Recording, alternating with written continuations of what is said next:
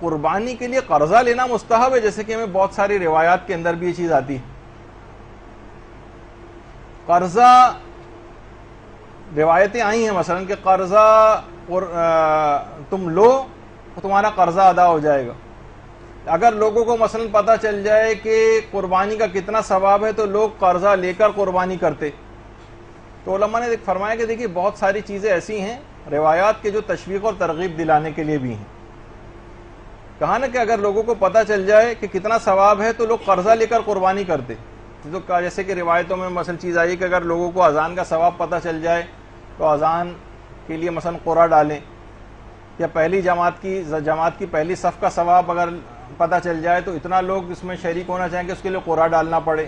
فلاں نیک کام کے لیے اگر ان کو گھٹنوں کے بل چل کے بھی آنا پڑے تو وہ چل کے آئیں. تو اس میں حکم بیان نہیں ہو رہا ہے کہ گھٹنوں کے بل چل کر آؤ یا قرآن اندازی کرو، بلکہ ترغیب اور تشویق دلانے کے لیے.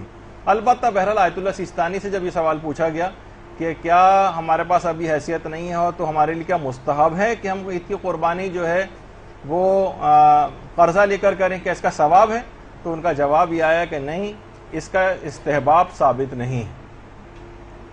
یعنی یہ جو آپ سننے میں آتا ہے نا بہت زیادہ، تو یہ اس کا استحباب ثابت نہیں ہے، اس کا مستحب ہونا ثابت نہیں ہے کہ قربانی کے لیے قرضہ لیا جائے.